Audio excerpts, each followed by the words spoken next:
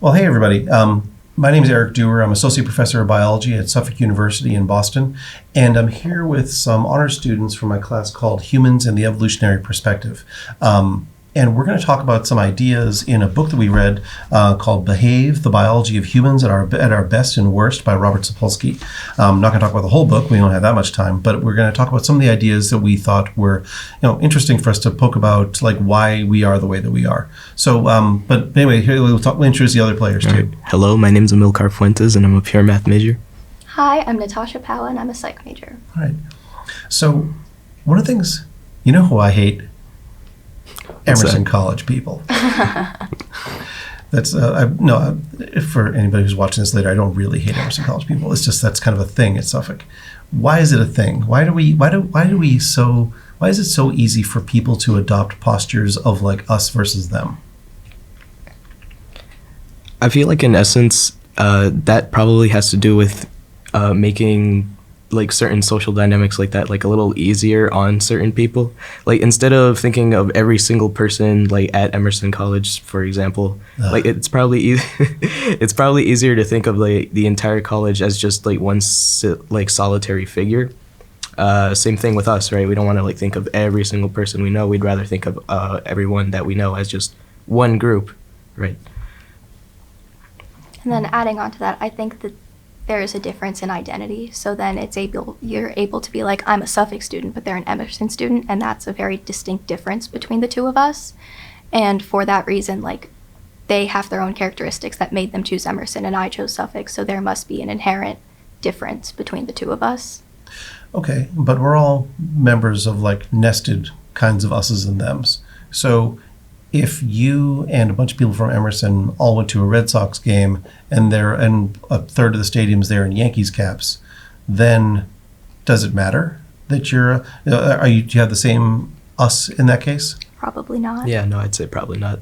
Yeah, but now because you're Red Sox fans. Right. Mm-hmm. So what is it, when we think about what we consider us or we consider them, then what are the characteristics that we think about? Like, how would you describe, again, Emerson people, what kinds of things are they interested in? Like, what do they study there? I don't know. Music, film, journalism, Okay, broadcasting. so it's like performing arts stuff, that kind of Performing stuff. stuff. Yeah. So what, actually, I don't want this whole conversation to be about that, because that's all I need is to have, unkind things on the internet. But, but we tend to see, one thing that we tend to see is like, we see lots of diversity in the groups that we are members of. What are psych majors like? Oh, we're from all over the place. We're interested in different kinds of things. We really see tend to see a lot of diversity there. But those like accounting majors, they're all the same. So I think that's one of the bigger differences. Yeah, we identify more diversity in our us groups, but the them groups we tend to stereotype, not maliciously, intentionally, but it does seem to happen that way. So, it's like, why is this helpful for us? Why does everybody do this? Why are we willing to switch teams depending on our context? Why are you like this? I think it's adaptive to some degree because it means that you can find similarities with the people that you're surrounded by, and then be able to build off of those for more pure connections in a sense. What are those pure connections going to get you? A more genuine connection. So like before, where there's like a superficial sense of, oh, we have these two things in common, like you can actually get to understand a person and where they come from in different types of ways, as opposed to just like identity politics, I guess. Mm-hmm. No, I can agree with that. See, what I find very interesting about just us in general is that it's always like a very fluid definition of what you would call it. Like I remember in the book, Sapolsky uses the example of like, okay, hey, like let's say that you're just that you have a neighbor who just happens to be like an octopus, right? Like it was very silly, and you would probably like start thinking like, oh, that's very weird, but because not because like they're different animal, but just because like, okay, they're different from me. But then you find out later that it has like the same set of like values as you do, which you're like, okay, now I can relate to this. Now I'm liking this, even though it's just completely silly. So is it, so when we find some source of commonality, that make us like people better? Yeah, I'd say so. Yeah. All right, so then I'm just trying to think about the environment in which this would have evolved. People didn't always go to Emerson. People were, when we think of like the world of 12,000 years ago, where humans lived in small, basically familial bands, where you'd probably interact with 20 or 30 people over the course of your whole life, maybe not go farther than 50 miles from the place where you were born. How is this kind of, why do you think it's going to be beneficial to have this real sense of identity for one's group, but a very different set of criteria or motivations that we ascribe to people who aren't a part of this group? I'd say it would probably go back to the idea that it is adaptive to think of everyone else as just a separate group of just grouping everyone together into a single thing. Because back then, right, if you were to meet a different tribe or something that was completely unfamiliar to you, a first instinct would just be to just be on high guard, right? Because you don't know who they are, so it's probably in your best interest to just be wary of what would happen because you're meeting these people that you've never seen before. Yeah, so we're wary of their intentions. Mm-hmm. So, why is that so if it's going to be adaptive, that means there's going to be a reproductive benefit. So why would there be an evolutionary fitness benefit there? Because I suppose it would be who we then identify best with within our group. No, I'm thinking particularly about if you have strangers who you're meeting for the first time. Humans are by nature suspicious of strangers. Why do we think that's going to be adaptive? To protect yourself in some shape or form. Yeah, because you don't know what their intentions are. Yeah, you can protect against some potential loss of resources. Yeah, I would see that. But why don't we... So suspicion of strangers I get. But why don't we see the same kinds of diversity in them that we might see in our own group? I think to some degree we're trained to ignore those differences in some sense of the word. Society-wise, especially if you think about America now, there isn't a lot of conversation about what happens outside of America, and that's because people are first most concerned with themselves and what they're surrounded by. So it would take a change in perspective almost to think about something outside of yourself. Mm-hmm. Okay, what do you think? Yeah, I think it might have to do a bit with the idea of out of sight, out of mind, right? Where again, you are mostly concerned with stuff that's immediately around you. So to just group everything off together in a way that you can just set aside, so you can focus on things that would define us, then that would probably be most beneficial to you as an individual. Daniel Kahneman's written a lot about in-group, out-group biases, and a lot of them, when we talk about biases, this means, I'm thinking of bias in a statistical sense, where what we see doesn't reflect, what we represent doesn't reflect what the reality is. It does not a full picture of it. So it's been seen as, in-group, out-group biases are seen as cognitive shortcuts. Because if you can, I need to pay attention to interactions between us here, interactions between us in class, but people who never take my class, I don't worry about. Because I got other fish to fry. So I think that when you look at the fuel that's used by your brain for attention, there's a limited amount of attention that we can give. So basically it allows us to be more economical with the amount of energy that we have to be able to run our brain in this cognitively demanding kind of task. One thing that was brought up in our discussions before was also how particularly when we're with somebody who is your superior, my superior at the school, or we tend to adopt similar postures. It's just what they're doing. Now, and we don't do this because we don't think I'm gonna sit like Natasha is. She's gonna like me more. But sort of you're taking your cues from somebody else. This is how I'm gonna act. And that, that can make you, subconsciously, that can make the other person feel more at ease, So if you see people who are sitting with like kind of closed off postures as opposed to more open stances, those are going to convey different messages to you. And this actually got me thinking about a discussion we'd had in class earlier about about social media as like a facsimile of of actual human interactions. So the three of us now are involved in a pretty like high bandwidth kind of discussion where, we're making eye contact, we're thinking, we're aware of, if somebody's agreeing or disagreeing with you, if they're kind of squinting their eyes, if they're thinking about it, or different eye postures, those sorts of things we are pretty well attuned into. But that's the thing, that's like the cognitively exhausting part, when we're actually trying to not just send a message to a partner, but also get the feedback from how it's being received at the same time. That takes a lot of concentration. So I think that seems to be where a lot of the discussion is on like in-group, out-group biases now. But what else would you throw into this? Now, I guess going to like the social media thing would probably be like it would probably be a very good example of this, I feel, because there's always like I know that especially like in politics within social media, there's always like the idea of like echo chambers, right? Mm-hmm. Where you tend to group yourself with people who have the same opinions as you do, and everyone else is like, oh, they're bad, like don't interact with them like at all. So that'd probably like be this idea on like a much grander scale, I'd say, because you're definitely, at least to some degree, interacting with individuals who you absolutely probably don't know.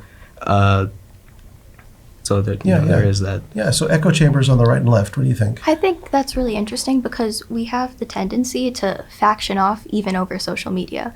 So if you like take what you were saying about how like cognitively straining it is to interact face to face with people, a lot of that element is removed when you're on social media, which is like a different issue. But I think that it kind of allows people to more openly express what it is that their personal identity is, in a sense. Okay. So the echo chambers would be like a more natural sense of the person almost. But we've also seen about how think of how memes get selected.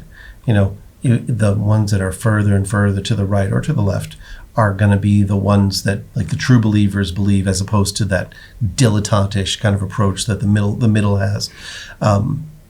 So that's almost. You do tend to get sucked down the bowl when you're doing these kind of online conversations, because it's oftentimes like loudest voice or deepest voice is the one that's agreed with. But so I think that it almost turns into a mob, where you get like more of a mob mentality than So when does the echo chamber become a mob? Like, does that have to be something that has to happen for that point? I think it's more a interaction between groups at that point. Like a mob mentality is like me absolutely nothing about you, So when it becomes like groups online that start attacking other groups, that would be like the ultimate example of like an us versus them, but like in the worst kind of way. Yeah, no, I can agree with that. I remember Sapolsky talking about the idea of essentialism in that regard, where once two mobs are basically like going at it, the idea of, this other side that is not a part of mine has always been this way and they're never going to change. So like, there's no point in trying to reason with them, I guess. It'd be better to like just try and argue, because maybe something comes out of that, who knows. Yeah, it's like you can't reason with them. They only do one thing because they're all the same. When we dehumanize other people, that's when we shut off. And I also know that this is also an argument, a strategy, an argument that people say, oh, well, you're not listening anymore because you've already made up your mind. That's why I'm like a more highly evolved creature than you are or something. And like, so there, and I'm not a person, I never did like debate team or anything like that when I was growing up. But, there are people who are really good at like the thrust and parry of how you fight off arguments, both on the merits as well as by carping about strategy or like the meta level of it. So Yeah, but I mean, I remember, you think of how many groups there are in the U.S. That we just, like, I know that I personally don't have like much awareness of, meaning like I don't know anybody personally who's in one of these situations. I mean, that's what I think was, I'm trying to think of how to phrase this without it being neither politics nor about like sexual gender identity, something like that. But when you meet somebody for the first time who's of a different political or gender identity persuasion than you are, it's, they become, you have, like, our brains have no choice but to humanize them. When we meet somebody, when we do things, when we actually have human interactions with them, then they're not the boogeyman who, like, they're not the opposite mob online. They're just this other person who also has a rich internal life, just like you, just like we do.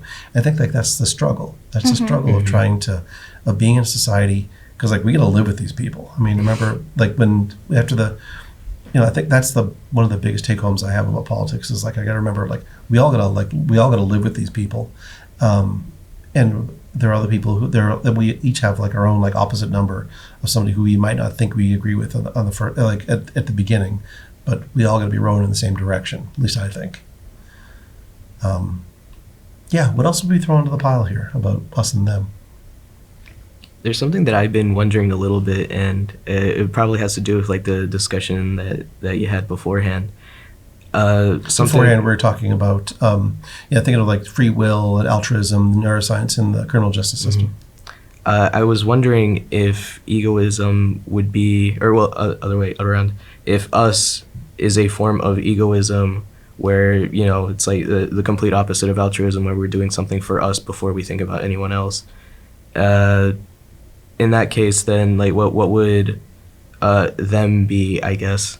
Them is everybody, not you. Yeah, well, right. Yeah, but like, interacting with others, like, what would that look like in an altruistic sense? Would just, instead of it being like a mob mentality, does everyone just come together and, like, find common ground, or does something else, like, evolve from that?